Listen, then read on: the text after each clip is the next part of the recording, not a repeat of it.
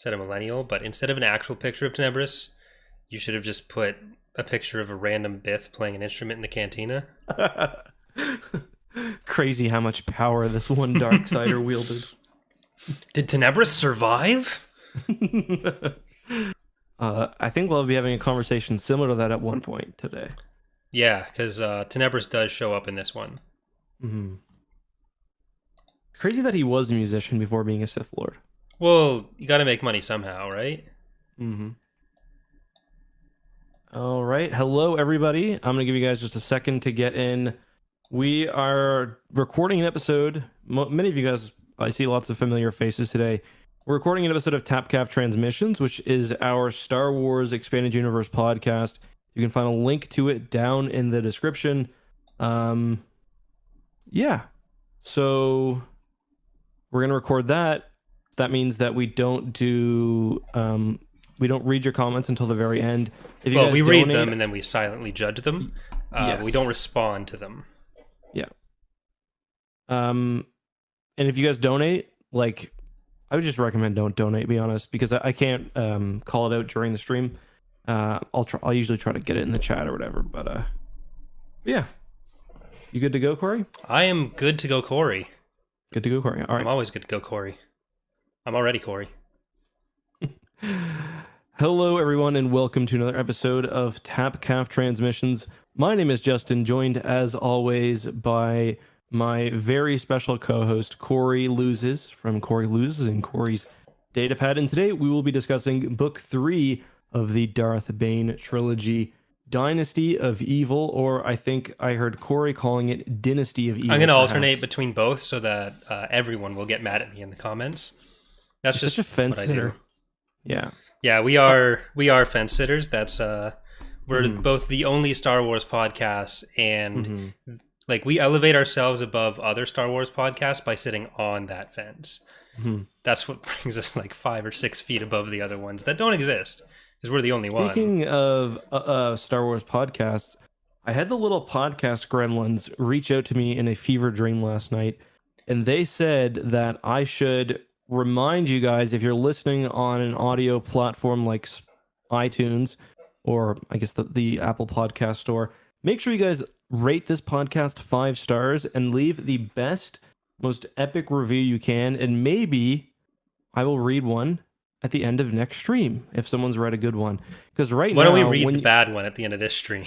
Yes, we will read the one current. We've gotten lots of reviews. I think we've gotten like 60 or 70 so I don't, reviews. Yeah, because we were talking about podcast stuff off stream. We actually, we're friends outside of the podcast, which is going to be a surprise to some listeners. Okay, we pretend we're friends on the podcast. We have to, okay. But, so we were talking about stuff like being more reliable with how we post the episodes and how we schedule the episodes. And we were going through different podcast distributors, wholesalers of podcasts, if you will, and looking at like reviews and everything. And there's the one site that has a bunch of reviews it's claiming are from iTunes. But if you go on the actual iTunes or Apple Podcast store, it says there's just one, and it's the one we're going to read at the end of the episode. We'll read it at the end of the episode. It's pretty epic. Also, we were talking about a few other things. One is, you mentioned that there's a few other podcast platforms we can try to get onto. Yeah, some I think we're Amazon. Already technically on, but Podbean had the option to add it to these other ones that it says we're not on. So I think there's some other ones we're going to be trying to get onto. Basically, if there's one that you're aware of that you've tried to find us on that we're not on, let us know. And as long as it's free or reasonable, we will try to get on it. Yeah. We're on most of the big ones right now, but there's still a couple more niche ones that we might try to get on. Other than that, what else do we talk about? We did decide next week is we're going to be starting the Callista trilogy. Yeah. So Children of the Jedi is next.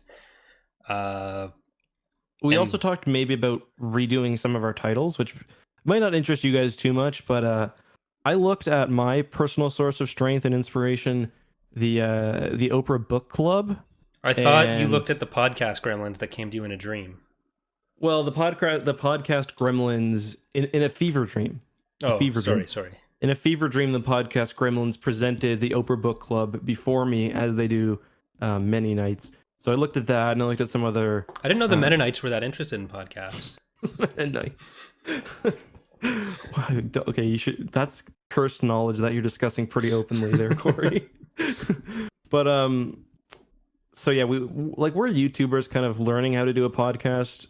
But I think we both really enjoy doing it. It takes up a lot of our time compared to like what Any portion of individual our video. actual, yeah, and what portion of like an actual job this is compared to like everything else we do. This takes a lot of time. So if we're gonna do it, we might as well do it right. So I was also saying that I would probably like to maybe get some graphics, like a proper logo for the podcast, maybe a jingle at the beginning. So if you guys don't send me a little intro song, don't send me work that you guys have done specifically for the podcast, but if you guys do that sort of stuff, if you make logos or if you make music, feel free to email us at Tapcaf Transmissions. No guarantees will go with you, but you know, also don't do us free work, because don't want to take advantage of you fine people. It's not epic. If you want to go to Galaxy's Edge but can't afford admission, instead you can listen to a Tapcaf transmission. There you go. Did you just make that up on the spot? I was thinking about it for a solid 15 seconds before I said it. Where'd you find this? Okay. Apparently now we've got a soundboard. Are we a low budget AM or FM radio show? That actually wasn't a soundboard. That was me changing my voice and doing that. Okay. I can also do a robot if you want. Like this. I've been having lots of fun with it. It was different enough that you did sound like a sound effect from like TIE Fighter or something. I don't do people think you use a voice changer? Because I've gotten some comments of like X should do a video without using his voice changers. Like, no, this is what you sound like. Is that a thing people think, or is that? Think that? I'm not sure if it's a joke. I didn't know if it was something that like you said in a video made somewhere. A joke that like they think we're the same person. I guess. But anyway, yeah. So that's what we want the podcast to get better. Is what we're saying. Like X coming from a background. It's already the only Star Wars podcast, so I don't know why we're doing it, but we might as well. We might as well be better. Yeah. On another note, we just had, before we get into the book, we had some pretty big Star Wars stuff this week. We had a new sort of short CG animation for Star Wars Squadrons, and we had a teaser for season 2 of The Mandalorian, and we were kind of thinking about doing a season 2, like a full podcast episode, but I guess it's fine just to discuss it here, right?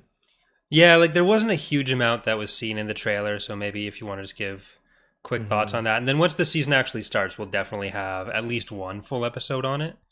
I mean, we could do like, I'd be fine with doing, 3 or 4 episodes, like maybe every couple other episodes. Maybe. Yeah. That way we still kind of keep to the original book schedule, but for something different as well.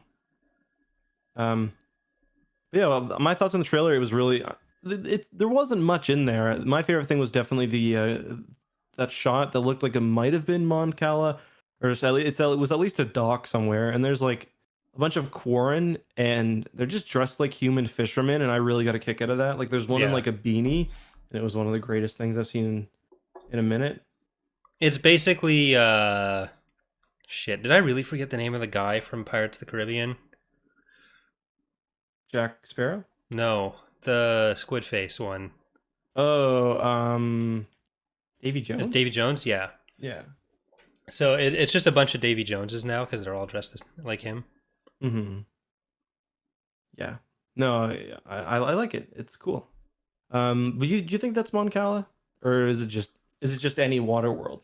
I think I really hope it's Mon Cala, but I wouldn't be surprised if it's just like, oh, this is other world that's nearby and there's a bunch of Quarren on it. It's like, okay, well, I'd feel slightly let down by that. Just let us actually go to Mon Cala, because we don't really, for as important as it is, even within like the scope of the movies, because the Mon Calamari gave the rebels all the ships in episode 6.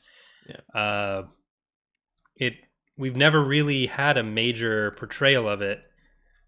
Like, that's Clone Wars, right? Yeah, but Yeah. I You mean like in like even an that's actual still movie? well, yeah. Yeah. There's never been any sort of direct visitation of it like that.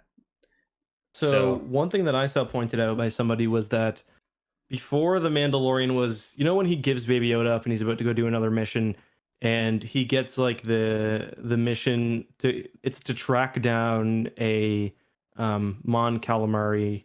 I don't remember his name, and he says basically something about the water world of I can't remember the name, but people are speculating maybe that hmm. is where Yeah, maybe that's because where he's it going, was which would all make sense. Quarren, so Yeah. Well, there were a couple Mon Cala as well, Mon yeah, Calamari but as it well, but. that would be like the main thing that kind of Hmm. would imply to me that it might not be, but Hmm. it's yeah, I'm gonna be sad either I way. I wouldn't mind if maybe the Mon Cala and the Quarren have come together after the Galactic Civil War to like try to colonize some other planets or something. Hmm. Um, Well, I think that's already established that that's a thing that they've both done hmm. in both Legends and canon. So Yeah, they just, for I guess, sure. happen to go to a bunch of other wet and Do you wild have worlds. so general thoughts on the trailer though, besides for that one specific thing? I mean, it was good. Yeah. I try not to like I'm bad at my job because I don't put too much stock into trailers, and Hmm. I generally try to avoid them for the most part. Hmm. But that ends up meaning I don't have enough spicy takes to support myself and my family. Yeah. Uh, The only thing I'll say is, and this is kind of what I did my breakdown around, is something Glitz said in the comments. I know we don't usually read comments for the podcast itself, but he said, I doubt we're going to get an episode set of Mon Cala too expensive. Well, that's kind of the great thing with The Mandalorian. They've got the new volume. They can kind of yeah. just create a set anywhere. So the main thing I'm hoping to see with this season is like the way they use the volume expand, because there are some crazy, like they do interiors and exteriors. And I watched a really cool video from ILM the other day about how they can actually like in real time add a mountain or a giant ridge behind, you know, this Yeah. like because it's like basically like a really impressive video game, and it gives off lighting. It seems to be a bit nicer for the actors to work in. So Mon Cala, you could do Mon Cala, you could do Coruscant, you could do Mustafar, really anywhere. But what I want to see is kind of them take it to the next level. Like if you watch season one, it seems like they kind of limit themselves, like in the type of shots they do, for example, based on like how the volume works. Hmm. So hopefully that's something they can continue to improve on. Otherwise, I just want more of season one. To be honest, it was. Yeah.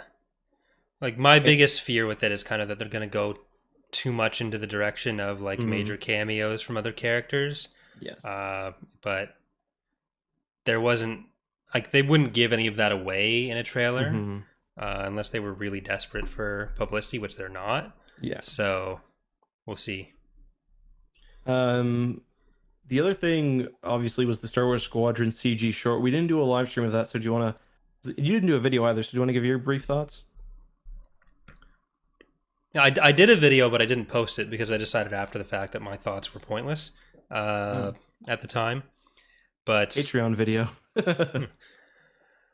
uh, Sorry. yeah, that was also cool. Like I think the big question that kind of brought up was whether there's going to be, as far as the actual game goes, whether there'd be any missions that are set in Hmm. atmosphere, Hmm. because you have the chase down the canyons, and like because the budget of the game or like the price of the game Hmm. kind of implies what the budget was. I feel like they're not going to have that, but Yeah. I think that would be cool. There is there is one level that we got to play when we tried the game where it's set over Yavin Prime, so like the gas giant. And although you can't go down to the planet's surface, because I mean it's a gas giant, you'd be destroyed. The level is sort of more open, so one way you can get through or hide is to drop down into atmosphere for a few minutes, and it does do damage to your ship. Nobody realized that when we played, so I never tried it out. But Hmm. so maybe there'll be something like that. You're right. I doubt it'll be anywhere like that. But yeah, cool trailer. The final thing that I'll mention before we begin is I just got a very blessed tweet from Jamie Clarky Cat, who said, "You aren't a real Star Wars fan unless you acknowledge the Akbar and Winter smashed." I'll say it again for people in the back. You aren't a real Star Wars fan unless you acknowledge that Akbar and Winter smashed. So It's true. maybe we'll get a bit of that in the Cluster trilogy. Um, I don't know if Winter's in it. Akbar definitely is. Well, if Akbar's in it, then Winter is at most just off screen having And if Winter's just in it, had then sex with Akbar is Akbar. definitely in it, if you know what I mean. If But let's continue with the topic of today's podcast. Um, Bane 3. don't worry, like just to clarify for everyone who's watching the video version of this, it may look like I'm being unprofessional in drinking, but I assure you there is alcohol in this drink, so Oh yeah, hold it's on. all Me good. too. But yeah, we are reading Darth Bane, Dynasty of Evil.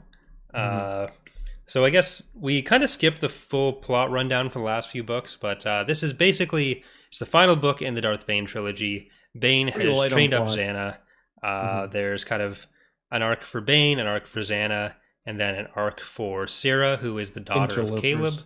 Caleb. But Bane is kind of worried that his protege Xana is too scared to challenge him, so They Bane have a is starting to classic look. miscommunication. Yeah, like if they just this is a big problem with the Sith is that they don't talk enough. So Bane is like, well, if Xana doesn't kill me, then I need to live longer so I can find someone else to kill me. And This Xana's is thinking, 10 years. yeah, this is 10 years after He's getting Rule of old. 2. He is getting crispy from the dark side. I think he's like 45. Yeah. But him using super powered force lightning on himself to get the well, he was trying to kill the rest of the Jedi, but he in effect got the armor off of himself. Classic gamer move. Yep. So he's looking for a new apprentice, but Xan is thinking like, oh, the rules weren't clearly communicated to me, so I thought I needed to have an apprentice lined up before I challenged you. And this never really gets figured out between the two of them. Yeah, they don't really talk. Like he thinks that she's because he thinks that he's got like 5 to 10 years left, maybe, of like being a Sith Lord because like he's failing, like he's frail, he's dying. It's not Yeah. epic. If you've ever played KOTOR, he's looking like he's like maxed out evil or Yes. like Mass Effect Renegade. Yeah.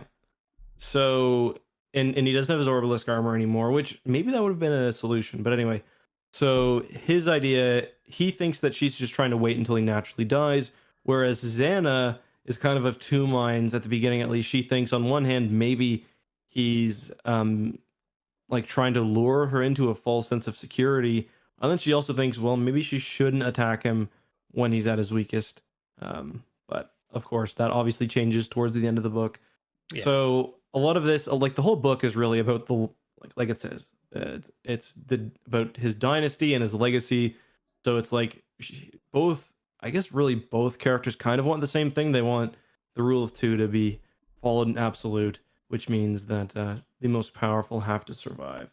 Yeah, so Xana goes looking for her own apprentice. She comes up with this kind of millionaire playboy, former Jedi Set Hearth, who's living his party lifestyle. He's not really super into the idea, but then she kind of beats him into going along with it for a bit. But part of Sarah's storyline is that she's hired a bounty, or not a bounty hunter, really. A huntress who rejects the title of bounty hunter and thinks bounty hunters are lame. So she's like a force sensitive who had been initially hired by her bodyguard, Lucia, who had worked for Bane and the Gloomwalkers in book 1 to hunt down Bane for killing her master. And then this turns out to be Darth Cognis, swears herself to Bane, and ends up after the final battle between Bane and Xana, just saying, I'll work for whichever of you is alive after this. They're all very respectful of the process. They never clear up whether you have to find your own apprentice before killing your master. I feel like that's a point of order that really would have been worth clearing up because it almost ruined the whole system. And I mean, this is a book that kind of is a really small universe, sort of, because we've got Lucia, Bane's former one of the soldiers serving under him in the Gloomwalkers. She ends up meeting with Sarah, who is the daughter of Caleb or Caleb. The audiobook calls it Caleb, so audiobook's wrong. So fair enough. I would love if the Star Wars family was just named Caleb and Sarah, but although that's not her given name at birth. They team up, and then so that already is quite an interesting connection between like two people that Darth Bane at least has touched their lives very very closely. And Sarah obviously still kind of fears Darth Bane, especially when she realizes that because in book one, Bane goes to her father who heals him. And then later he sends her away because he doesn't want Bane to hold her over his head again. And so she's been kind of scared of him ever since. But then we find out that the father's been killed. She assumes that it was Bane who did so. We see the events of that in book two. So a lot of her story is kind of trying to capture and kill him. And of course, she ends up contacting the, not a bounty hunter, I guess she's an assassin, the assassin who will eventually become Bane and Bane's apprentice. So it's quite a small universe here. A paid assassin who goes after targets, not a bounty hunter. Absolutely not a bounty hunter. Yeah, and she's very she takes private contracts. She doesn't hunt for bounties.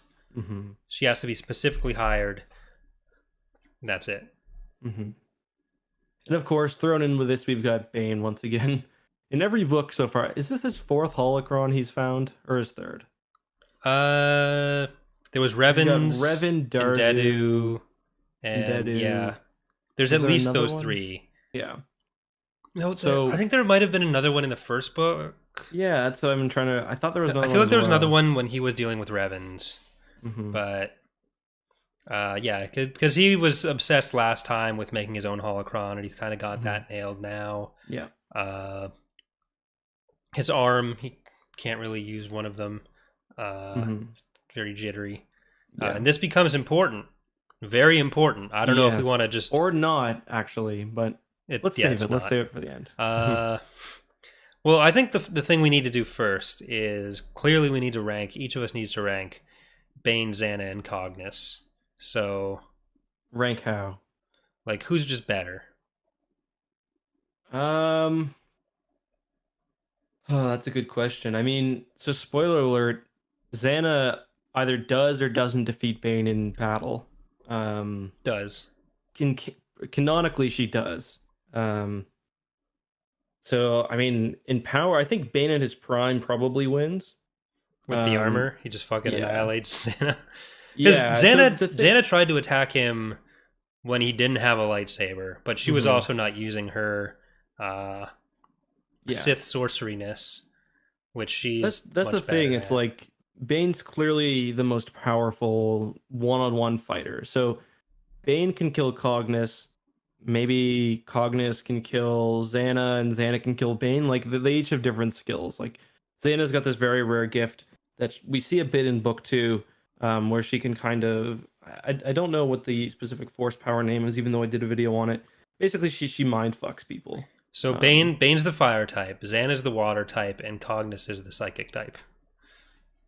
Xana would be psychic, and that's Xana super would be effective psychic against Bane, who's a fighting type. Okay. And then I don't know enough about Pokemon to find the third one that works out there. Yeah, trying to make a new holy trinity of types that's a whole different podcast. But I mean, I think Cognis is clearly the second best of all of them in all dimensions. Okay.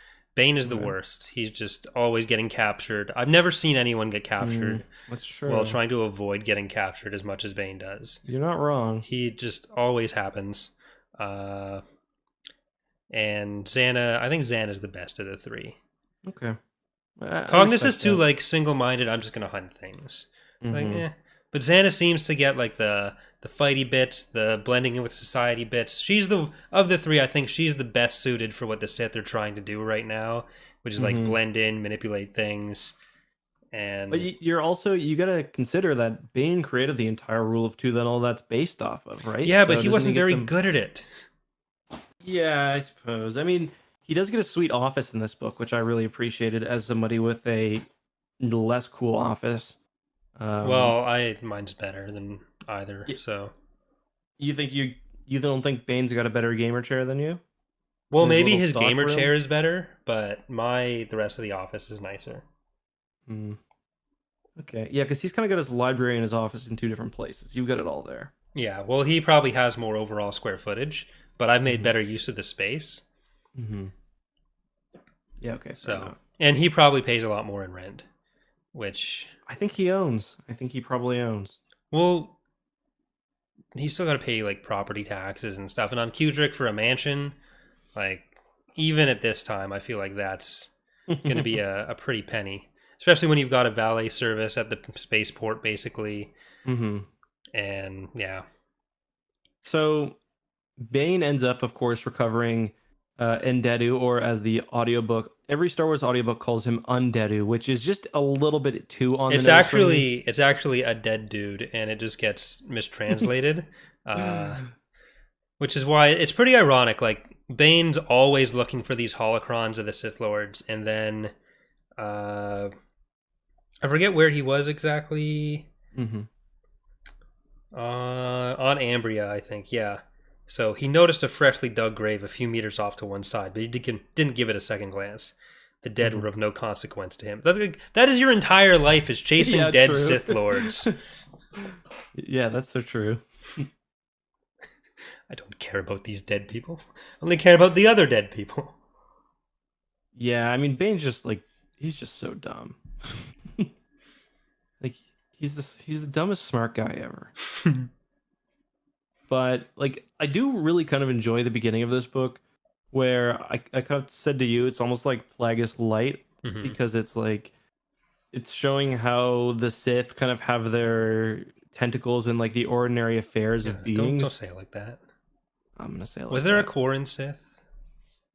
Do we know of There any? must Was there have one been in Crates Sith? foreign Sith. Yes, Darth Malival. Was that in the one Sith? Yeah, I'm kind of sad that I know that, but also there kind was of sad that I also didn't. Darth Azard. Darth Isard? I mean, we'll go with that. Speaking of Isard, isn't Sutric mentioned Yes, in? the Yeah, Kutrick hegemony is what they're yeah, in yeah. for Isard's Revenge. Hmm. Very cool. Nice little connection Which is there. actually pretty far out in not the unknown regions, in the Outer Rim. Mm-hmm. So, or it doesn't count as mid rim. Either way, it's kind They of far technically out call it the for Outer Rim. such a pretty populated and important planet for the time, like being that Well, far they out. do. I think they do a good job explaining it, where it's like, yeah, it's out in the Outer Rim, but it's a nexus of trade routes or Yeah, whatever. Like, because like you two. have like all the Sith space, which is kind of up there near it. Mhm. But it's a good place for Yeah, some Sith Lords to go and set up yeah, a great place. very inconspicuous giant mansion where everyone knows them, thinks they're brother and sister, but had Sarah or anyone who'd ever come across either of them ever noticed them. It was like, hey, those are the guys with the lightsabers. The one flaw in their plan was that they knew there were people that recognized them, who then started talking to the Jedi. Like, it doesn't sound like Well, Darth Bane. there's also the fact that in all the artwork we see of Bane and Xana, they always have those eye markings. Hmm. They're never mentioned in any of the books, but I just imagine them like Darth Bane's like, now without my obelisk armor, I can interact freely among society. He's like dropping his kid off at school with just like full eye triangles going. Xana, I command you to get these sick tats. I really don't like those though, so I'm just gonna guess that they're I'm just gonna in my head picture them without that. You think they're always talking about like, okay, Darth Bane's main things are that he's tall, he's large, and he's got a bald head, but like not the eye tats. Tall, large, angry, and bald. Yeah. Yeah. So But, who plays these people in a movie then? it's got to be Vin Diesel. I Even I though can he's see not Vin tall. Diesel for well. Just because it would be hilarious. What if like can The Rock be angry enough to be Bane? Or the It's too guy common. you've seen Breaking Bad, right? Yeah. Hank. Hank, like the police officer. Yeah, a little too short, but I feel like some forced perspective. Tom Hardy Bane. I Yeah, guess I I'm could see thinking that. of, you know what, you know who I think of when I think of tall, bald, and jacked? Who? Mr. Clean. He's not real, right? So, okay, let's just go with it. We got Mr. Clean playing Bane. Let's get Janelle from Big Brother to play Xana. And I actually really like that for like Xana in this book when she's like 30. yeah, 35 I think she is, and Janelle is like just under 40 or just pushing 40. So I feel like that Okay. would work. Maybe get like Brittany Haynes to play her in Rule of Two or something. Oh, Uh, God. and then Cognis, I mean, doesn't really matter. Cognis is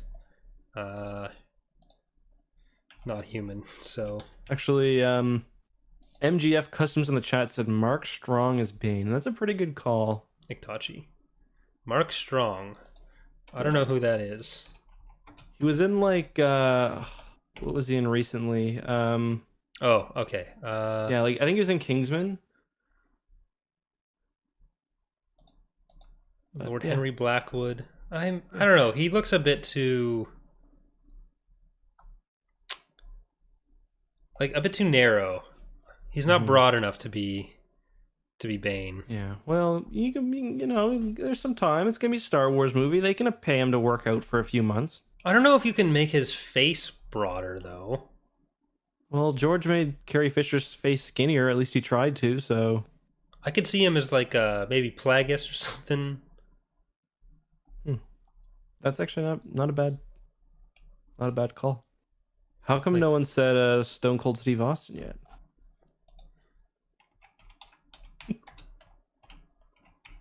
so we got if we go with Steve Austin, we've got a wrestler, we've got a Big Brother player, an actual actor. Let's get Ian McDiarmid could play Palpatine, I think. Not anymore. If we're talking like Darth Sidious era. What about Bautista? Or David Bautista? Yeah. I don't know if he can look mean enough. In what? Like Can he Dave look mean Bautista, enough? like yeah, he's huge. he's huge, but does he look mean enough? Can he look mean enough? I think so. All right. Did you see him in We're risking this whole production on your confidence that Dave Bautista can look Did you mean see enough, him but- in the what's it called? What movie was he in recently? Oh, Blade Runner. Did you see him in Blade Runner? No. He looked pretty mean. Like he was angry. He was a replicant. Okay. He didn't want to be caught. Yeah. That's fine. I think Dave Bautista would be my choice. And he's actually a good actor too. If you watch that movie, at least he could do it. I believe it. Yeah. Let me know what you guys think. Send us emails. Let me know what you think. So, how often do you think it happens that both Sith Lords end up fighting at the height of their abilities, I was just thinking about this. where the apprentice has just become the stronger one, learned everything they can, even though the book very clearly talks about how like they both had different strengths. Maybe Xana's overall power level had passed Bane's, but they had very clear I don't know. Maybe they could work different abilities. together. Who knows? Yeah, maybe some sort of cooperation would have been nice. Because, Cognis is being tagged in, but Cognis doesn't have Bane's abilities either.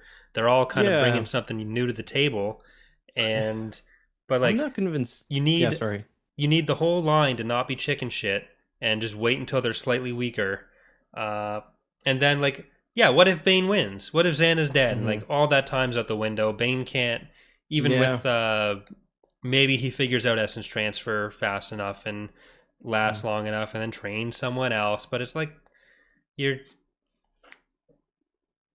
I'm not convinced that any of them have more like pure potential than Bane or Xana had is the thing. Like I'm not convinced that because Bane is like they almost think he's like the Sithari. So like I'm not convinced that just because he teaches somebody and everyone's learning something after him that it's going to produce a naturally stronger line of Sith, you know what I mean? Yeah, like let's let's look at who we got in the end of the line. We got Tenebris, Plagueis, Sidious, and Vader. Palpatine, ultimately. Oh, yeah, sorry, Sidious, yeah. That's Sidious. Yeah. Come on, get it together, Rick. And none of them, like, Palpatine wasn't strong because of the rule of two. He was strong just because he was, like, you know, like, it's like when a hockey player, they call them, like, a generational talent. Like your Sidney Crosby or, like, your Nathan McKinnon or whatever. It's just, like, he's just a generational talent. He wasn't good, like, it's, you know what I mean? Like, I might be willing to call, let's say, the trio of Vader, Sidious, and Plagueis better than the trio of Cognis, Bane, and Xana. But I agree. I'm also kind of saying, like, Vader's kind of pulling that down. Vader, after he loses all of his limbs, is less epic. Still kind of epic, but I don't know. I don't know that Vader's bringing anything to the table that's, especially as the Sith Ari. But I guess Vader's kind of like Sidious a gimped Bane. Yeah, like if you have, let's say, Vader up against Bane, maybe they're matching off against each other.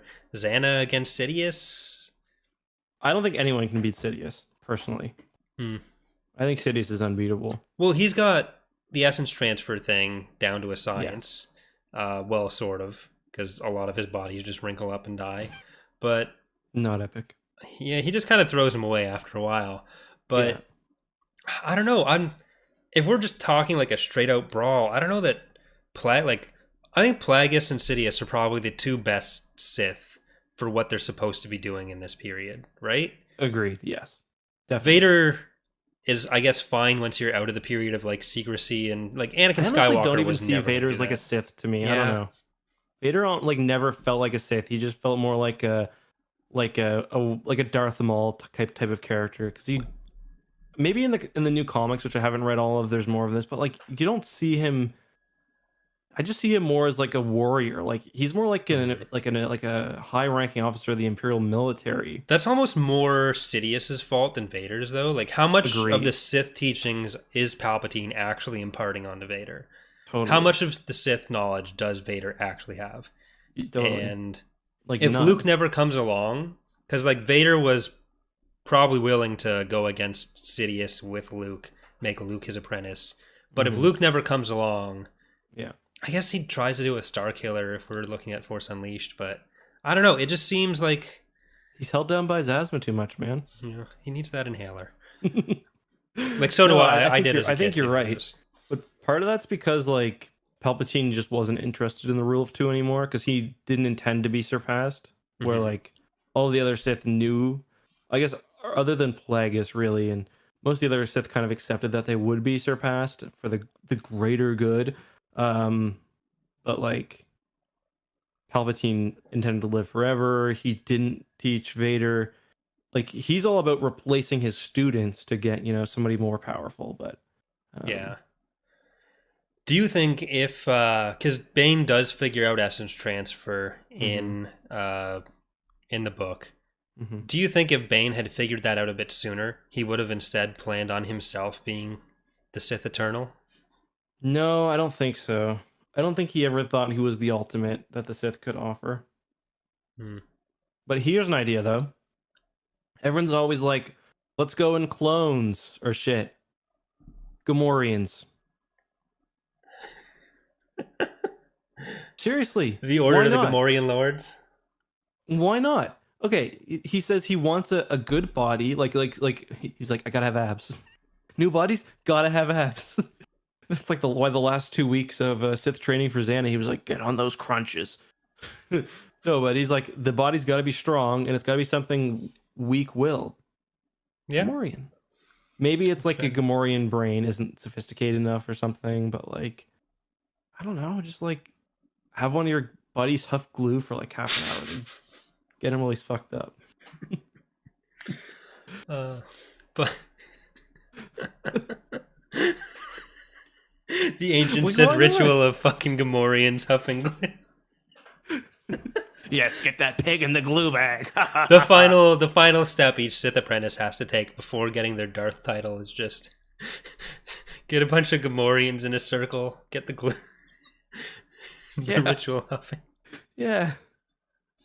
Uh, Close all the windows. Close all the windows. But I mean, right? yeah. Like you've got to be able to find some like, or just find a really dumb like bodybuilder, because like I don't know why. I don't know. It's like people are always so slow to essence transfer. Sidious is like gotta wait till Anakin. Like I guess in his case. So in Dark Empire we see that Sidious is like he's if the body is not forceful or willful enough on its own, then the dark side effects will destroy it anyway. So maybe that's also what he was worried about. I don't know. Or Like, you someone may said as well just Basil get Warv, some. yeah. Like the Ramones. Remember those guys? He like kills like 30 people in Fate of the Jedi. Yeah. He's just like got all his limbs chopped off and just like biting people's heels and shit. Yeah. Yeah. I still think that that's not quite as good as the Gamorreans. What about like Dexter's species? Yeah. I mean, but they're not stupid though. Like that's the thing. Gamorreans are pigs. Like, like we know they're weak-willed. So like, Except for Piggy. yeah, because Piggy's a smart one. But you've also you're probably looking for someone with a bit more dexterity. Because like, yeah, they've got their strength stat maxed and they got their intelligence and whatever stat mind and like super mind. But can you see Xana? Like maybe Bane is thinking, yes, I'm going to get in the Gamorrean body. This is what I want. Yeah. But Yeah. can you see Palpatine thinking like, oh, I'm going to continue my political prowess as a Gamorrean? Or Xana doing like, I don't think... That's their strength. Listen, okay, here's the thing. If you're going to live forever, you might as well spend one life being like a Chadra fan, just like read Sith holocron or like study Sith holocrons for 50 years. Like you're not in a rush, really. No, like, just be but... like some Chadra fan merchant. But if we're talking about like a standard Sith body, that... Listen, Gamorreans are what ideal performance looks like, and if you can't handle that, or peak performance, if you Look, can't handle I think that, you're just projecting now. Like, I don't know. well, we'll see when season 2 of The Mandalorian comes, I guess.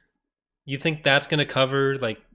Yes, there's Gamorrean fighting in the trailer. Oh, I thought you meant, like, Mando and Baby Yoda are going to sit there talking about whether Bane should have essence transferred into a Gamorrean, and that this would finally be... We'd finally have this all figured out. I mean, if anyone would know it, probably Baby Yoda. That's true. You mean Clone Yoda. We didn't talk about that on the... We didn't talk about that on the podcast, did we? That was on Beerio Kart. Yeah, that was on Beerio Kart. So, we have a bet that I think Baby Yoda is a clone of Yoda or Yaddle. We did give me the allowance that it could be Yaddle. Yes. And Justin here thinks that it's not. It's just a little Yoda that isn't Yoda. Right? Yeah. I think we kind of finessed it a bit more on the when we were like 6 beers deep in each, but something like that, yeah. Yeah, and then if it doesn't turn out to be a clone, I'm eating a burger, right? And yes. If it does, we don't know what you're doing. Yeah, we'll figure it out. But yeah, so that's not important. But part of the whole essence transfer thing culminates with Bane. He spends the entire book trying to figure out essence transfer from Darth the Dead Dude. Invades his temple, murders a bunch of Sith cultists who are on Prakith, worshipping in a dead dude, and his final battle with Xana, when Xana's using some mind altering techniques on Bane. She's basically like slapping him down with like dark side sludge. Yeah. So Bane's like, I'm out of here, and essence transfers into Xana. So Hippity hoppity, your body is now my property. That is actually pretty accurate. Yeah, that's the incantation that he got from Darth the Dead Dude's Can you imagine? holocron. He just fucking hacks his way into the holocron too. We can talk about that in a second. Yeah. But he jumps into Xana's body. They have like a battle of the wills. Xana comes out on top, but Cognis, I think you get the scene from Cognis's perspective where Xana's arm is kind of Well, we don't know. The book doesn't explicitly say that Xana comes out on top, though. Drew Carpathian did. Yeah, Drew Carpathian said afterward, but Well, Xana's body is now inhabited by what is presumably Xana, but because she is doing this shit with her arm, which is like reflective of what Bane has been doing all book, there's the idea that either Bane actually won and is just pretending to be Xana, which led to a theory that like everyone is now Darth Bane, just passing his body from one person to the next. Which no, whatever you think happened between Bane and Xana, no. Well, okay, there are, for me, okay, there's a canon explanation. Everyone knows that, yes, canon says that Bane was not successful in essence transfer, but I also think it's worth looking at it without all the other things, whatever Drew Carpathian said after the fact, whatever other canon stories, and just look at what the book is implying.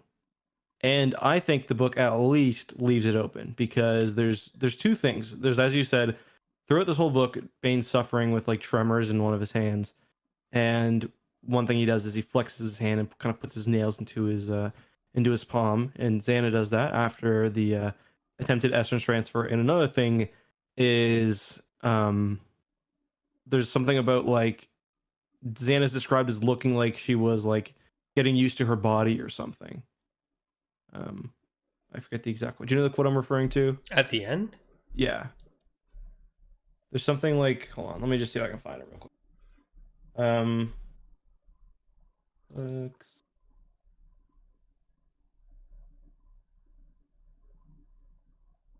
It says something about how like she was getting used to her body, and then she shook her head or something and seemed comfortable. So definitely the canon, for what that's worth, is definitely solid, but I think the book is at least leaves the possibility open. I think it's more implying, like, just the text alone to me was more implying that there is some element of Bane that survived and like imprinted itself on Xana, but that it is Xana.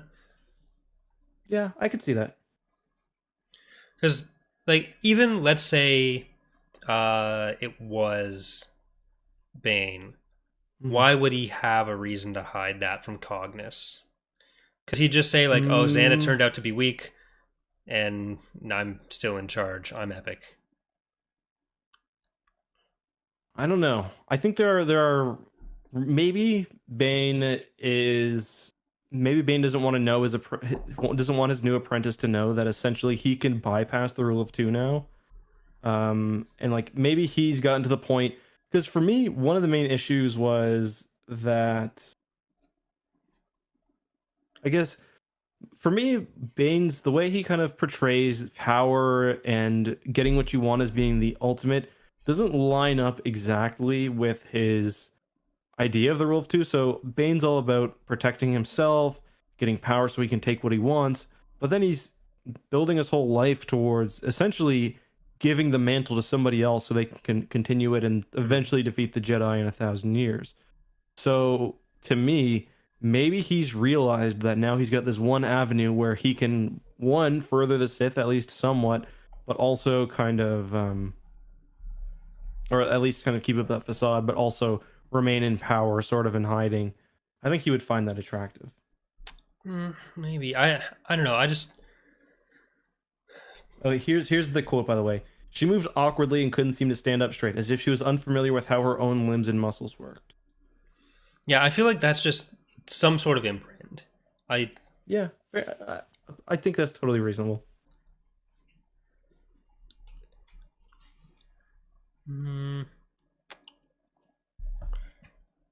It's interesting. It was probably one of my favorite parts of the book, even though I think essence transfer generally is kind of lame.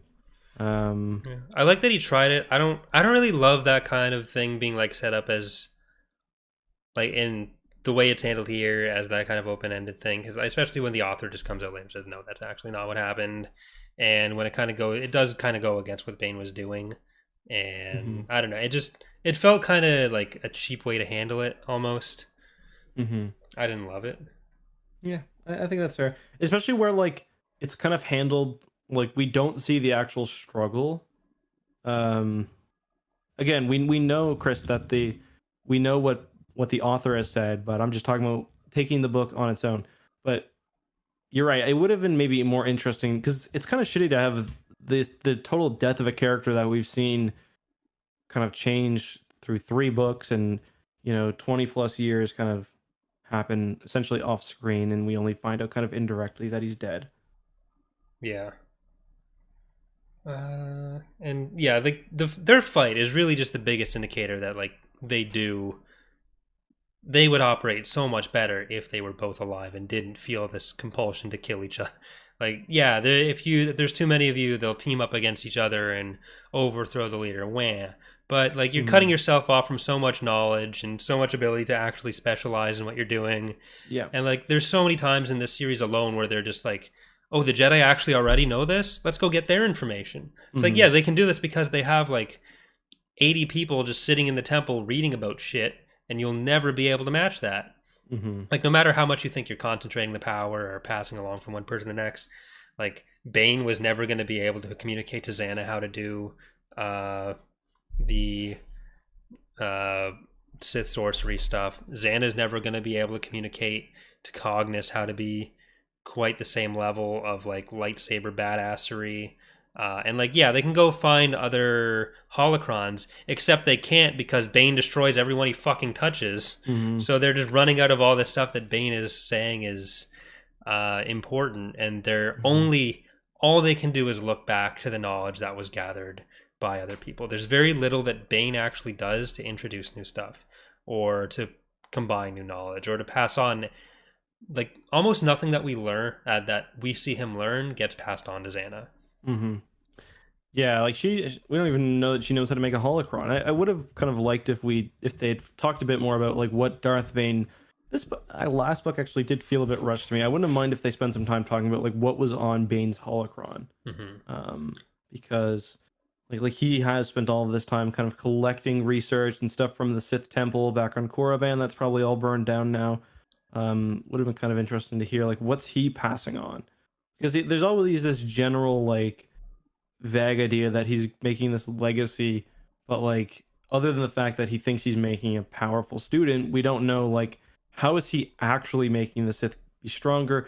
And I think even more importantly, one of the main sort of sticking points for me is I still don't find it believable that Bane would want the Sith to be successful more than he would want to be alive himself. Like, he doesn't say why does he want the Sith to rule? Like, what is he going to do with the galaxy? That's why I like Plagueis, because although, Sidious and Plagueis are definitely bad guys, and Tenebrous as well, you still at least get the idea, okay, they do think that the galaxy under some sort of like divine rule and powerful Sith will be better than a galaxy under Jedi, and that the only thing we get with Bane is, oh, the strong should take what they get and drop the weak. Like Bane just gives us like his kind of incel rhetoric. And I wish we'd gotten more about like the more Plagueis kind of aspect of it. Yeah, because you can see elements of what Plagueis' goals are as well as how it's self-serving. Whereas in Bane, you can kind of see the self-serving aspects, but it's also stated as if like his death is going to serve this greater purpose of the dark side, but also not why Bane would want to serve the greater purpose of the dark side. Yeah, exactly. And that has to be very central to what he's doing, unless it's just like this is the best way for him to become powerful, because there is like the core part of it is that it's going like he wants to serve the dark side because his chain, like through victory my chains are broken. So their core tenet is something self-serving there, but I don't know. But like there has to be an ultimate goal and an ultimate purpose and philosophy other than just be strong and oppose Jedi. Yeah. Because you can do those things without having like you could just be in perpetual war with the Jedi. And like I don't think destroy Jedi is enough for Bane's personal thing, like the Bane's relationship with the Jedi is next to non-existent. Like he fought in the war with the Sith, but like there wasn't any real personal stake in it for him other than this is what the Sith wanted, or this is it better for the actual dark side that the Jedi go away, and how does that benefit him?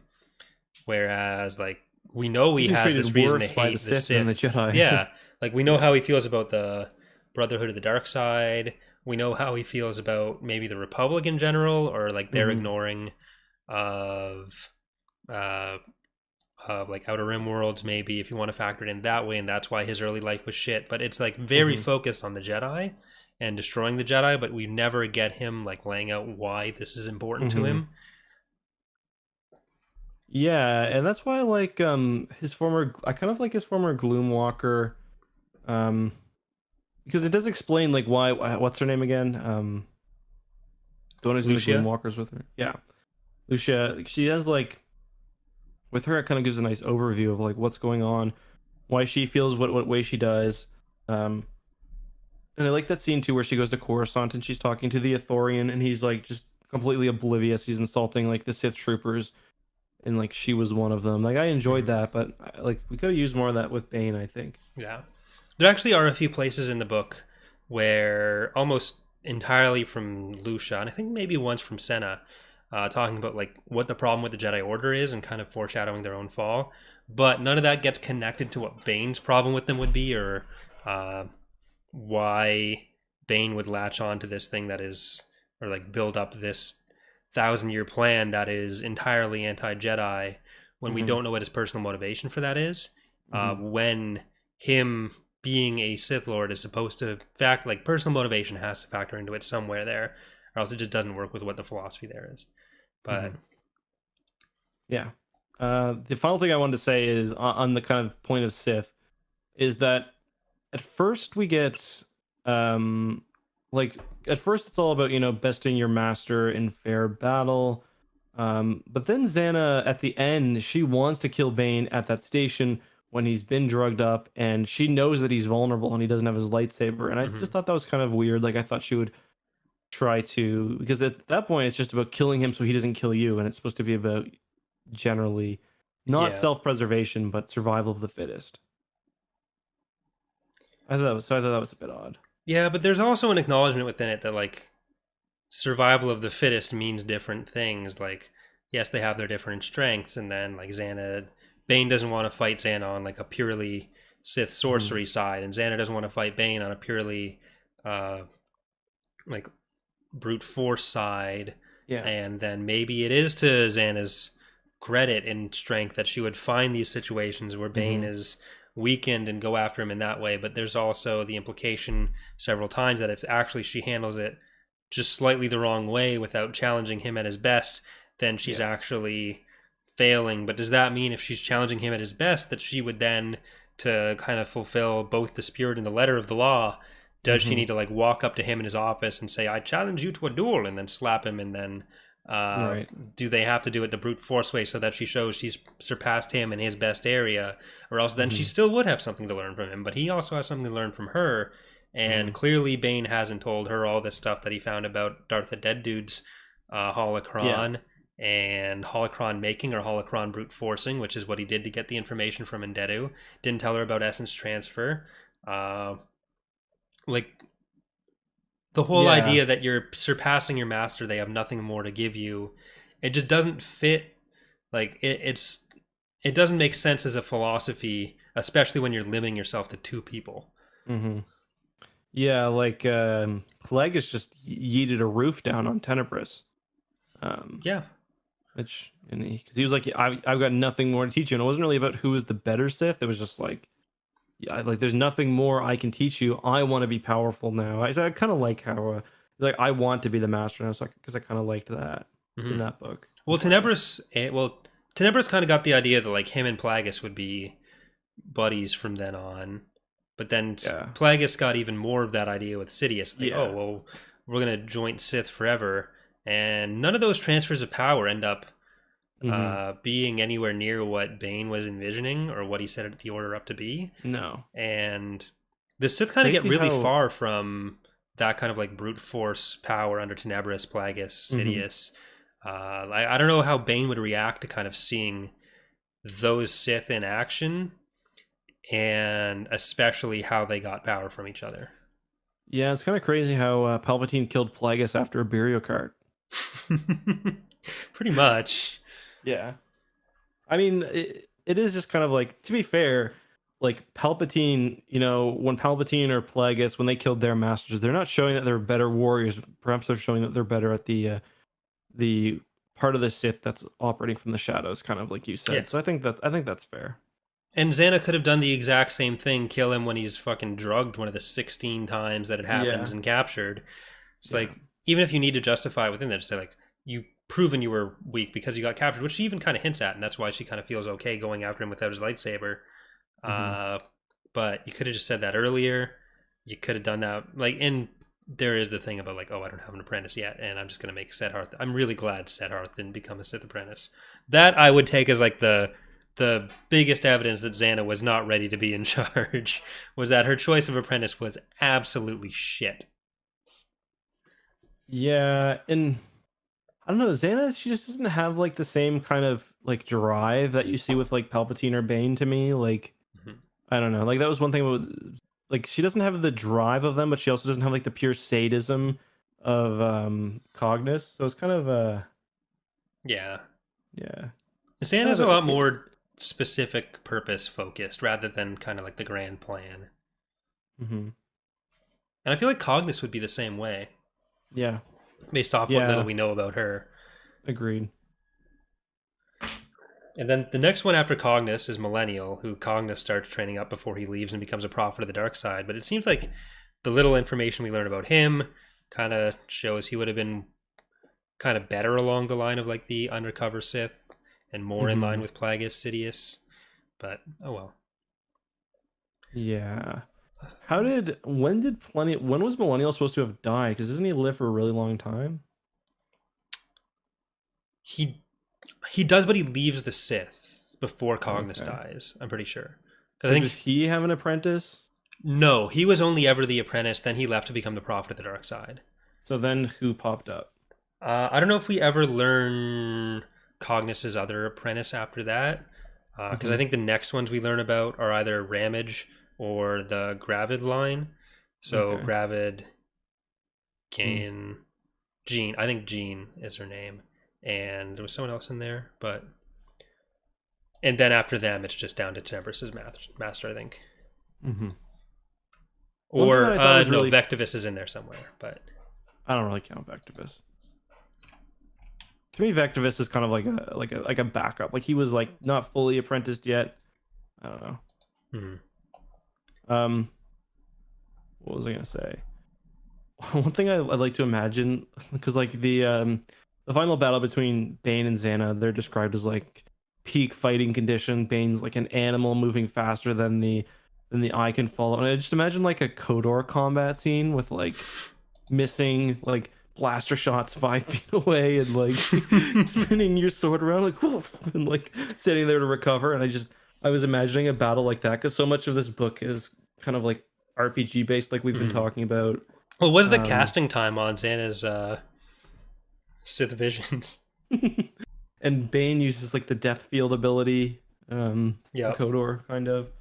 So yeah, I was just imagine like how unepic my battle against Malik is at the end of Kodor every time versus like this. Where it's Yeah. like me standing there running around taking med packs. Crazy that it skipped that one scene where Bane downs 30 stim packs before the battle. Yeah, I thought that was kind of cheating. Like, Yeah. if you're going to get on Xana for waiting until he's weaker, don't Mhm. use the hyperalacrity stim, like the Mandalorian melee shield Take off and the Brivik's Arcanian. yeah. Like, come on.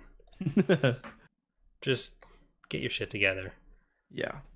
But do you want to move on to our rankings? I think we kind of, unless there's anything else plot wise you wanted to cover Well, there. we didn't really talk about the plot because there's the whole plot with Sarah and the others. All I'll say about that is I did kind of enjoy the sort of like evil begets evil. Oh shit! Um, It is Sarah. I've been saying Senna the whole time. There's a reason for this. is it the font on your reader? No, it's there's there's a League of Legends champion named Lucian. His wife's name is Senna, so Lucia and Sarah just turned into Lucian and Senna to me. Jesus But Christ. that's my bad. Um, what was I saying? Yeah, so their plot was kind of boring. Like it wasn't awful, but like between that and the Seth stuff, The middle of the book got a little bit busy, but I did like the evil begets evil stuff at Yeah. the end, like where had, and not just like on a small scale how it fucks up Sarah's life, but also how her like desire for revenge is basically um what sorry, just one second. It's basically what you know gives Darth Bane his apprentice. Yeah. Yeah, like there other than kind of making that point, there isn't really much of a purpose that they serve for the story. Uh, all right, guys, we are back. Sorry, we just had to deal with something. We're just going to pick off right where we left off and go straight into book rankings now. Corey, do you have a general review you have of Dynasty of Evil before I guess we place it among the other storied books in our collection? Yeah, I mean, I liked it probably more than the other two books. I think it kind of Mm-hmm. leans more into the things it does better. Mm-hmm. Uh, it my overall opinion, I guess, of the trilogy is that uh, they're all good, fun, but not on the kind of Mm-hmm. deeper end that we kind of liked Mm-hmm. about, for example, Darth Plagueis. Mm-hmm. So if we were just ranking all among the Darth books, it probably for me currently goes Plagueis and then the Bane books. But The uh, Darth books, yeah, and then then we got Darth Darth Lord to come Maul in. coming. Oh yeah, we got Dark Lord. But is that a Mm-hmm. Darth book? It doesn't, because there's the Yeah, Rise of Darth Vader, but yeah, it's not. that's true. Uh, so I think I put between Path of Destruction and Rule of Two. I think I put them in the kind of C and D range. I think I'd Mm-hmm. put Dynasty of Evil in around in a B, Okay. around the Han Did Solo Adventures level for me. Did you have any thoughts about like we didn't talk a whole lot about Sarah, like we were kind of mentioning it before we had to leave for a Hmm. second. Any thoughts about that sort of plot line? I think I talked about my feelings, but on Yeah, your I end. think it was mostly like it was good to kind of show the dark Mm-hmm. side can penetrate other stuff, and we got a Mm-hmm. lot of like the galaxy's view of the Jedi, Yeah. the view of the Sith soldiers. So I enjoyed those, but I'm glad we didn't get too much more of it, Mm-hmm. and I'm glad it Yeah, wasn't a thing throughout the whole. Like it was a good replacement for the Jedi plot line that we kind of lost with the death of, uh, everybody. yeah, Valentine. Yeah. I did like the beginning when they were on that mining planet and the Jedi were like, "Yeah, legally we can't help you." And it just kind of shows you like already how far Hmm. the Jedi have started to fall because like there's clearly a shitty situation on this planet where these people are being taken advantage of horribly and they're just not going to do anything. Yeah, But yeah, okay. So you said did you come down on B, was it? For this yeah. one? I'm giving it a B tier. Okay.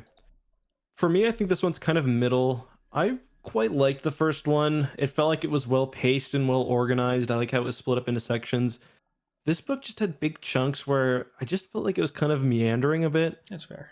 And we if you kind of compare it to like something like the Thrawn trilogy, which is obviously a very high bar, the payoffs in that book, in like book three, for example, are set up in book one, but not in a way that feels clumsy. In this, thought it was a bit too much of like including a character that existed earlier. I don't know if that's enough of a setup for me. I would have liked more kind of to end the Yeah. trilogy. Um, I liked the time jump. I think that was a good idea. I liked the beginning of the book when they were kind of hiding in plain sight, sort of like Plagueis. But I think this one's a middle for me. I'm probably gonna keep it in the B tier though. So the very bottom of the B tier, below book one. So you kind Um, of lowered your opinion as we went. I kind of raised my opinion as we went, and then we ended yeah, up in the exactly, exact same place. exactly. So you're talking about how all those things brought you down to the tier that I'm talking about how it brought it up. Yeah, I think I liked book one mostly a lot more than you because that was a C for you, right? That was a C, maybe even a D. I Yeah, forget where I put it eventually. yeah. I quite liked book one, especially the part where he was in the academy. But book two and this one, unfortunately, didn't really do it for me. And I don't know, I was kind of disappointed because I remember going into these books, I was like, I remember last time I read through them or whatever, I thought they were overrated among Star Wars fans, and I don't know, I guess I still kind of feel that way. Yeah. So are we gonna keep emails? Did we get any emails? I got We any films. did get we got a couple. So we had one email that was about Ascendancy. So that is from Jacob, who just finished reading Star Wars Canon Thrawn Ascendancy Trilogy Chaos Rising. One, how does this compare to the other Thrawn books, the canon Thrawn books, which I think we'll kind of get to that when we cover the Thrawn, the second Thrawn trilogy. Yeah. What's the last part of the Chiss name for? For example, with Myth Thrawn or Odo, Myth is a family name that can be changed if adopted. Ra is Thrawn's given name, and Odo was added to the end of Thrawn's name following his trials. We don't really get as much information on that part in New Canon, but I think in Legends it was another part of like family name stuff, because there was also the Naruto family. I'm way too stupid to pay attention to that stuff. That's too much pattern recognition and whatever else. I think we got a bit more of an explanation in Legends. I don't think it was very consistent with that. But in Canon, I don't know that it really got much more beyond what you picked up on there. How long do you think it will be before we get to see what Chiss ships look like? I think we only have visuals on 2 Chiss ships between all of Canon and Legends. That's the Steadfast from One Planet and the Chaff Envoy from Survivor's Quest. So, fun fact, the Chaff Envoy image on Wikipedia is not of the Chaff Envoy. It is of the fighter that Luke and Mara take. So, we don't even have that. Is that mislabeled on Wiki? Can I get a free edit? It was mislabeled. I think it has been removed since, and that might have been by one of us after we spent a long time determining it. Okay, that is not, because that is after... For sure, 100%? I can edit right now? We are, within the team, we are 100% sure that is not meant to be a Chiss ship. We are pretty damn confident that is meant to be the fighter that Luke and Mara take. Okay. Because I need to have a certain amount of wiki edits to join the Discord, and I don't have... I'm like 8 short, so it's a good one right there. And it'll just get reverted because someone's going to come back in, and then you can re-revert that, and then you can do it again. Oh, true. What's that from? That looks like... Is that Reader's Companion? No, that's the back cover of Survivor's Quest, I think. Hold on. Oh. I'll roll over to my desk, to my bookshelf. It kind of looks like the sort of art from... Also, Survivor's Quest has like one of the best front covers ever, with the really cheesy... Chiss make like it's just somebody back. Yeah. So I'll see if I can hold it. Oh no, it's not the back cover of it. It might actually be Reader's Companion. It did say on the thing. And what's the basis? Because I gotta write some reason, guys. We are making history here live on the podcast. We should probably cover this off the podcast at this point, because I'd have to go back through some Discord logs. But it's a fighter. Okay. It lines up with them leaving the ship to chase the Vagari, I think. It's been a while since I read it. But it doesn't match the description of the Chaff Envoy. It's like, you can see how it's laid out, where it looks more like a fighter. You have the giant engines, there's no hangar, and it's taking off from the Dreadnought. We came to the conclusion that there's no way it was intended to be the Chaff Envoy. But... I can't walk edit through that. Saved. That was good enough. Then we have a question from Patrick, who wants to know about planet names. I was listening to one of the old episodes where you were saying Dantooine was a lazy name. I think that instead of names like Tatooine, Dantooine, Klatooine with Uween at the end might be some kind of linguistic naming. Maybe Tuween means planet in one of the languages of the galaxy. Look at all the countries ending with Stan. Land. I did a video on that, actually. It makes sense. So... you can rationalize like that, and I'd be okay with that. But I think the initial naming of them was lazy because people were just taking that and putting it on. I don't think there was an But the thing is, Dantooine is named before Tatooine. That's fair. So maybe it's Tatooine that's lazy. Although maybe Tatooine's probably mentioned in the novelization. So. But yeah, there's like I did a count of how many planets there are named with the Uween suffix, and I think there's like 30. Yeah, and the thing is, they're not in any like organized way that kind of makes sense for how it would have been a linguistic thing that ended up with it being that way. Like maybe if you want to say it was some sort of colonies thing for Apluine, Bastuine, Carduine, Dantooine, Deltuine, Handuine, Heptuine, Clatuine, Canduine, Curatine, Manowine, Minotine, or Mintuine, Reltuine, Sestituine. This was the worst Tatuine, iteration of the Poke Rap, so Bactuine, let's not. Velmuine, Ventuine. But I mean, like, we do see the Ord was like, isn't that like Republic Ord is like Ordnance Depot. That makes sense. Yeah. I came up with some answer that I thought was pretty convincing. But yeah. It's definitely it's a little lazy. You watch that video. Why do so many Star Wars planes end with Uween? Watch that. Self-promotion. The general emailed us, wants to know how long before the Phantom Menace does Darth Bane take place? About 1,000 years. Yep. Just under 1,000 years because it's 1,000 years before the Battle of Yavin. What are Bane's holocrons about? We kind of discussed that earlier, that we don't know and we would like to know. Is just the rule of two, or are there more than one? It's all his furry porn. Is Charlie ever going to be on Tapcaf? He was a guest. Is that actually the question after the furry porn stuff? That's funny. Yeah, is Charlie ever going to be on Tapcaf? I think it'll be funny to hear him on. Maybe if he finishes Heir to the Empire, we could have him on as a guest for part of an episode, or if we can squeeze a whole episode out of that. Because he was supposed to be done. Really can't read. Yeah, I mean, talking Heir to the Empire with a new Star Wars EU reader would be an interesting concept. And I'd love to read it again. So. Then Joel has some Darth Bane Dynasty of Evil questions. Hey, Tapcaf, so I have a bit of a two-part question here. Is that Mr. Joel D? This is Mr. Joel D. Nice. Hi, Joel. First, was it really necessary for Bane to formulate the grand plan? Would it have been better perhaps just have Bane create the rule of two and his fellow Sith decide the ultimate path of the Order moving forward? Perhaps when Plagueis takes over, he decides to put the path on the ruling the galaxy. Insidious is the ultimate form of that goal. Unless you completely change the character of Bane, he seems like someone who's all about survival and less about ruling anything. Unlike, say, Sidious or Plagueis. So what are your thoughts there? He just didn't trust them. Like, Bane didn't trust anybody else to do it. Yeah. So, like, kind of leaving it as Bane just doing this for survival kind of goes against, like, the gathering of power. At least if you're going to have the rule of two, you kind of do need to introduce it as a means to an end. Because Bane would never be satisfied with just knowing that, like, oh, we're going to be quiet. But I think that would have been the smarter thing to do and not go past that. But I don't think that would ever have been something they were okay with. Yeah. No, I agree.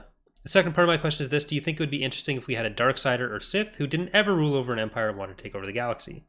They can still be evil and do evil things, but being the emperor of everyone and everything isn't their primary goal. Instead, they use the dark side for other selfish reasons, such as just being rich and living in a big mansion, or even doing something like Sabaoth did in the Thrawn trilogy and rule one city. We kind of see a lot of Dark Jedi doing that, and there were some Sith, like Darth Vectivus, which were portrayed as just doing that. I mean, arguably, even Undeadu did that too. Yeah, Darth Undead Dude. He didn't seem to have greater aspirations. He was kind of just ruling Prakith. Prakith, right? And he did get cut off from the rest of the galaxy, but there's no indication that before that he had intended to invade. It's similar to Sabaoth, just on a kind of bigger scale. Yeah, there are a few Sith that kind of go along with that. So, yep. Vectivus is always up for debate. What's real and what's not? Yeah, what's Lumaya just lying to Jason? Yeah. I'm not even sure if that really was his Force Ghost they were talking to. Or even his asteroid. Yeah. Hey, Corey. Hey, Justin. I know both you guys have shown interest in Timothy Zahn setting up the framework for a post-sequel trilogy universe. I'm curious to see, barring the obvious, Thrawn Trilogy 2.0, how far along in the future you would like to see it set, and what we'd like to see introduced, some villains you'd like to see, and what state of the galaxy you would like to see. For a new for a new Zahn trilogy? A Zahn-Thrawn trilogy. A Thrawn trilogy, or whatever else after the sequels. I don't know if you can do it. Like we talked about this last time, you can't. I mean, you can always make up excuses, a clone or whatever else. But I would. Well, Thrawn could still be alive. He's only going to be 90. Yeah. I'd love to see the new characters face off against Thrawn. I think that'd be really cool. Yeah. I'd like to see how the next government kind of sets itself up. Yes. Yeah. Like same time. It's like what Thrawn comes. It's 4.5 years after New Republic. Same. That'd be cool. Yeah. I'd love to see the new characters come together like the old ones did and see how they... And then that's kind of to me the saving grace of the fact that there's not been a lot of Legends characters reintroduced yet. Because like you can throw in like Talon Card at any point and it makes sense. So have Talon Card be a smuggler in the post sequel era. Yeah. I doubt it'll happen, but Yeah, I agree. Mhm. Just a thought on. So this is our last question from Neil. Hey fellas, just a thought on the trilogy as a whole. I never read it before, and as you guys talked about, it's really dark, and I don't have much desire to read it again because it is so dark. That said, I liked it. I found the story to be uniquely Star Wars, something we'd not heard before in our clones or super weapons was nice. I agree with that. And I just thought it fit nicely with Star Wars lore. Two things a little that bit of clones. Well, afterwards, I'm pretty sure Set doesn't he go cloney? Does he? Maybe not. I don't know. He wants to anyway. Maybe not. I don't know. Two things that stick out to me negatively were the thought bomb, not the bomb itself. I thought the name was super lame. And CSI Jedi when they showed up at the healer's house, not even questioning, looking around or anything. They just even left their ship. Yeah. Yeah. The Jedi dropped the ball on that one. Yeah, they did. That was like the turning point in galactic history right there. Placed on some shitty hut. I meant to mention this earlier too. I'm not sure if I'm a fan of all the Sith talisman stuff. I do kind of like how it ends up being, maybe they affect ordinary people, but to like Darth Bane, it's like he doesn't even bother going like Guy Fieri with all the rings on his fingers or anything. Like if I were a Sith, even if it's just a small power, I'd be having 6 rings on every finger. I'd be putting on like, well, you only have so many inventory slots. You can only attune to so many items at once. True. I kind of did like the they did kind of explain why the Jedi were so shitty about covering their tracks and investigating. It's because the Jedi wanted to believe the Sith were gone. Yeah, that's kind of just what it comes down to. Yeah, you see what you want to believe for sure. Yeah, and I thought that was Jedi-like. Huge mistake. They were wrong to believe it, but there is at least a reason given for how sloppy they are. But I love to how the Jedi take what's his name and just bury him at the temple. They're like, we wanted to lay him in a place of respect. Like, that's probably not what he would have wanted. Yeah. Like, the Jedi are so shitty sometimes, man. They're kind of shitty all the time, but yeah, true. They're better than the Sith. Yes. They're Joe Biden. Yeah, I can get with that. That's a very Oh, what's that? You hear that? Future 1-star iTunes reviews? Oh, should we read that now? We did promise. SJW. Oh yeah, good call. This is the moment everyone has been waiting for. Let's see who can pull it up first. I'm not trying. I read all the emails. This one's on you. Okay, fair enough. I thought you already had it open, to be fair. I did, but I closed it accidentally. Hold on. Tapcaf. God, we are so... Do you ever wonder if maybe we're a little bit too professional? No. Okay. That's not gonna happen? Believe it or not, that thought has never crossed my mind.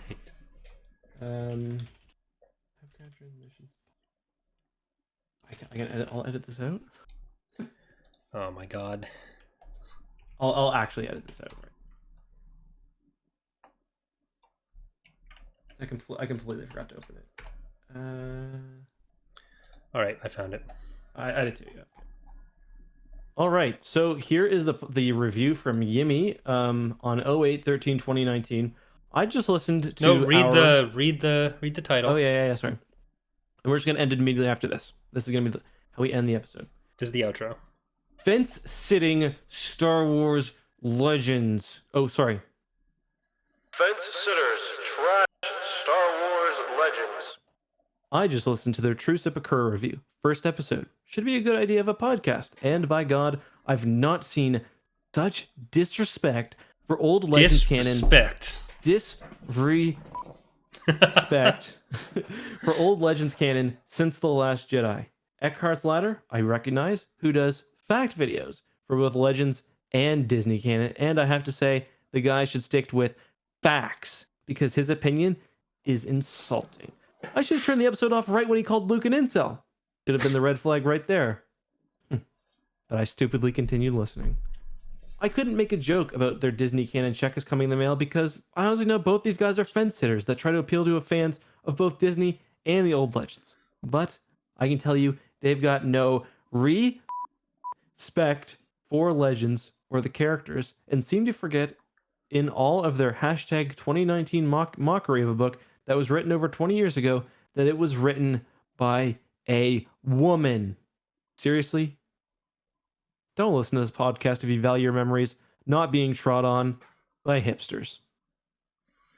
So we're simultaneously trying to appeal to everyone and trashing everything. Yep. Maybe, do we just have opinions that vary based on the specific thing we're reading rather than classifying it entirely based on what continuity it belongs to? No, that would be stupid. No, I actually hate all of Star Wars. That's why I do a podcast about it and have 2 YouTube channels about it. All the books, I don't like any of it.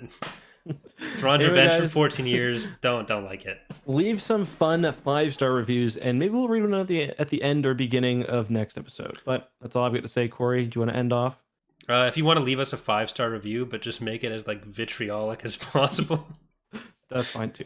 I don't know. Actually, that might be bad for that. Might be bad. Actually, yeah. Google might not like that, or iTunes or whatever. So please don't do that. If you really hate us, though, feel free to let us know. We'll read it on the show. Yeah. Send us hate mail, not hate reviews, though. Yeah. Bye, everybody. Bye.